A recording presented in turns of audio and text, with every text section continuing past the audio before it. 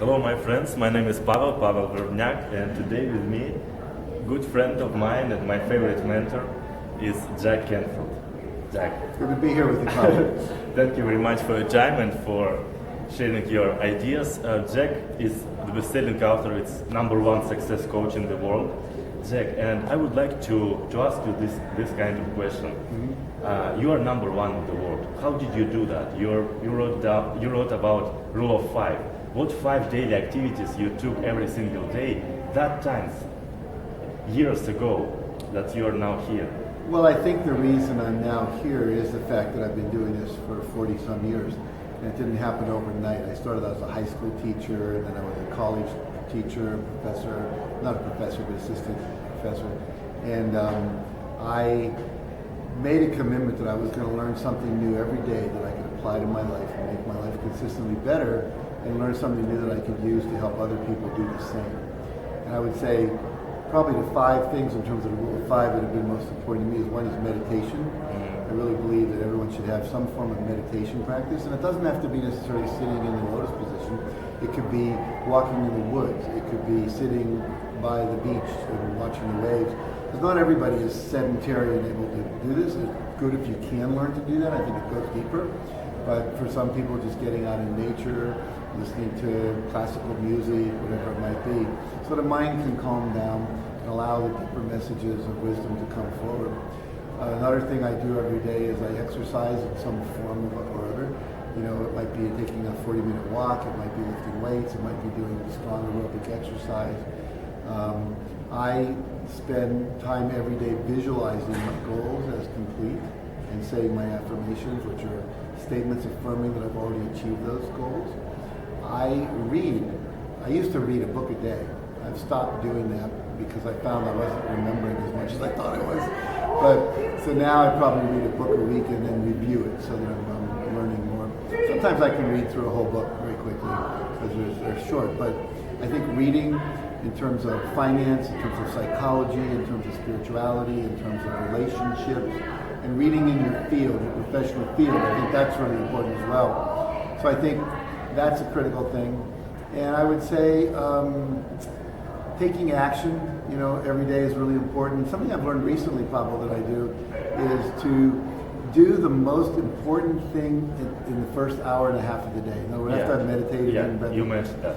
Getting to work, you know, we tend to check our emails and we get lost in things that are trivial and not as important. I think if we take the time to really say, what's the most important project I'm working on, what's the most important thing I could do today, often it's the most uncomfortable, and that's why we tend to put it off, and then eventually we never get to it. So that's usually for most people their most productive time, their most energetic time.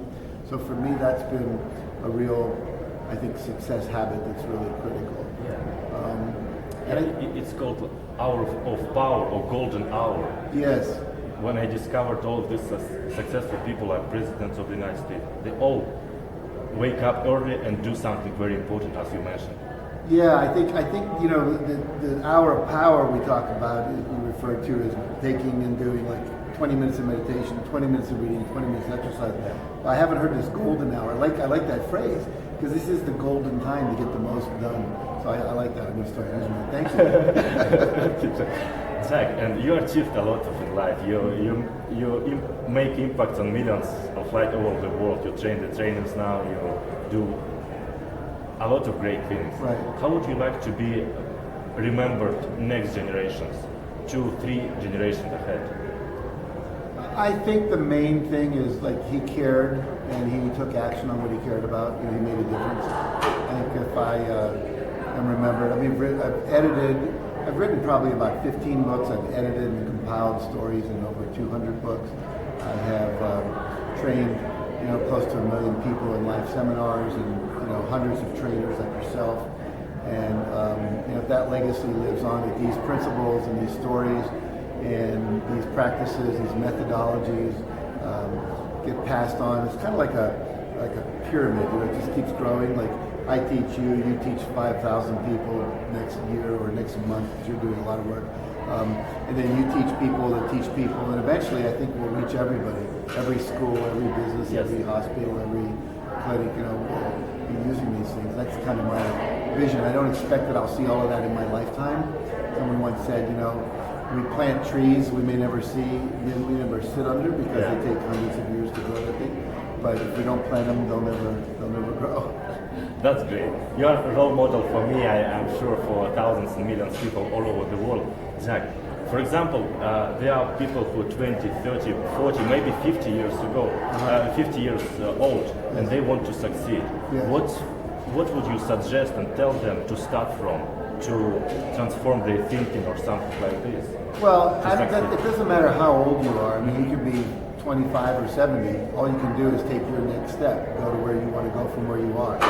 And so I think, you know, this may sound self-serving, I don't mean it to be, but I have a book called The Success Principles. I think everybody should read that book. It's really, it's a combination of about 30 years of my life compiled into one book, studying this and trying to say, if there was one thing you could read that would absolutely transform your life, this would be it. And once you've done that, then take seminars, get coaching, go to workshops, etc.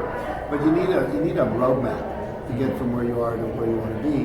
Just like we wouldn't think about driving from, you know, Moscow to Rome, Italy, without having some kind of guidance. You know, whether it's a roadmap, your GPS system, etc.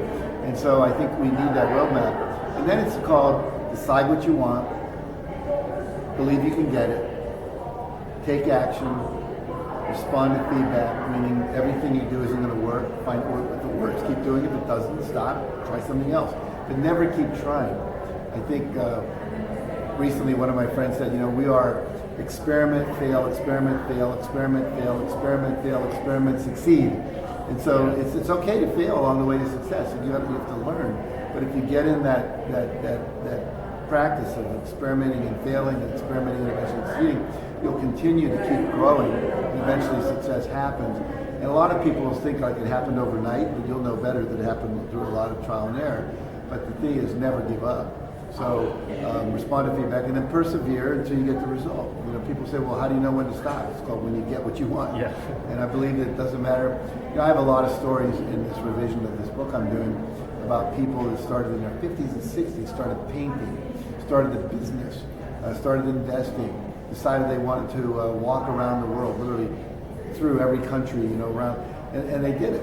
And so it doesn't matter how old you are. People, literally, I think the oldest person that's graduated with a bachelor's degree from college, a 4-year degree, 101 years old from the University of Toronto. Started when they were 97. So it's never too late. Yeah, that's great. Jack, and what can you say about me, my job, my seminars to that? Well, first of all, I'm really excited you're doing what you're doing because, you know, as you know, in Russia and the former Soviet Union, there weren't a lot of people teaching the self-empowerment. It wasn't part of the game plan.